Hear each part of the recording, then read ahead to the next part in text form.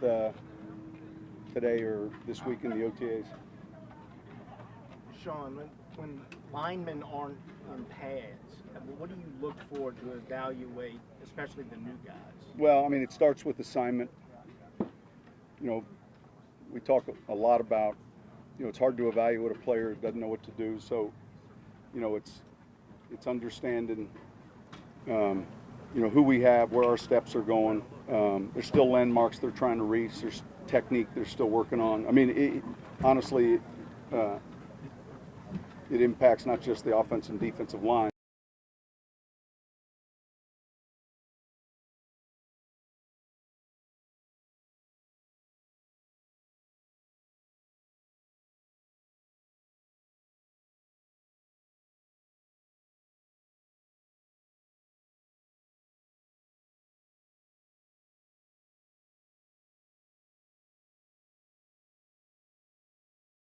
Acquainted with the offense. Yeah, listen, he's quick study. I mean, he knows what we're doing and how to get through the progressions and understanding of what we're trying to do offensively. I think you get a little spirited when you guys go 11s out there. What in OTAs this early? What does that say about your team? Well, look, there's that fine line of you want, the competition, and yet it's back to the initial question. Without pads, there's that point where you got to acquiesce a little bit relative to being safe and smart. And so we've got enough guys that have been through this and understand it. But the competition is look, that's critical. Every offseason, how many different offensive plays would you say that you bring into the mix and just test them out? It's a good question.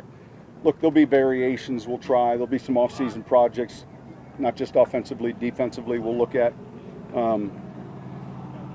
You might tweak some things in the gun and do a few things maybe you didn't a year ago. There's some core principles to what we're doing offensively that we believe in, and yet, we're never shy of playing around with a new idea or new thought if we think it, really fits what our personnel is. So to put a number on it would be difficult, because you're just looking at a play, call it, a dozen, 15 new thoughts maybe that you get in the book, you get to look at, and then you get a chance to see how we execute. Maybe not quite as much defensively, but you do your research during the off season. You study other teams, not just pro. You study the college film and try to stay up to date. Speaking of research, it's your 13th year here. So how do you self-scout yourself and just look for ways to improve? Going back to all the way when you stayed up late as a Giants coach, looking at plays. Well, the self-scout doesn't go back that far because the personnel changes. So what we did in New York with a completely different cast of players, and I say we, just being a part of that, it's different than what we did in Dallas relative to our talent. And obviously, even here, the difference between 06 and now is noticeable.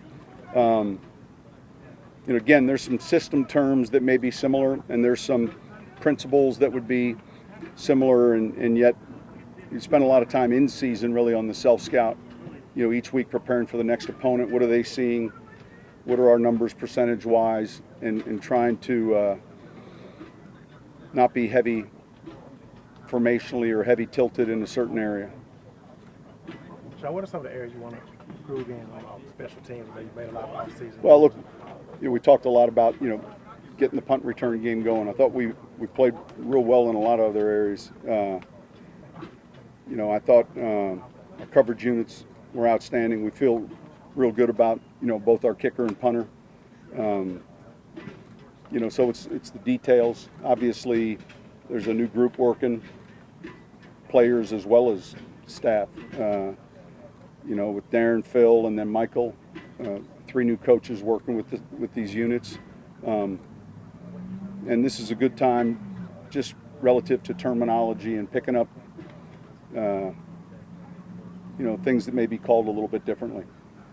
Sean, with Payton being more familiar with the offense, is there maybe to broaden it, even maybe giving him a little more responsibility as far as the passing tree? I just saw him running like deep seam route and stuff like Yeah, that. look, he gives us obviously position flexibility. I'm not talking about special teams, but he trains and works and meets with quarterbacks, and that's the position we see him in. And yet he's a good enough athlete where he can kind of come in and play a third receiver or half position. He's a good blocker, and he's pretty sharp relative to just playing the game. He's a good football player. So, we'll expand. Today, Alvin, has got a stomach bug, and so he's not taking Alvin's plays relative to the halfback, but in a pony package, he might take a few of those things. So he has that versatility, and aside from being involved in the offense as a quarterback on any given play, he really helped us last year in that third receiver or second tight end mode.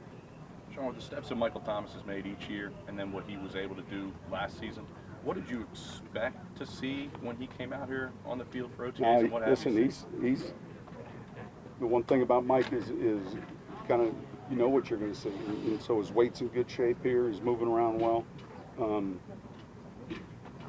There's no surprise. He's here. He's working. He trains very hard in the off season, and he's extremely competitive. I'm sure you guys are sick of talking about it at the beginning of the season, losing the first game. So, and you said there was no carryover from year to year. Is there anything different you want to do in the lead up? We're going to change the Gatorade up in the sweatsuits. Probably look at a different color Gatorade. Anything else? All right. What's up with Warford? Haven't seen him the past 2 weeks. Yeah, listen, we have a few guys that are just recovering from certain injuries, and he's in here rehabbing, training, and he'll be out here sooner than later. All right, thank you. Thanks, Coach.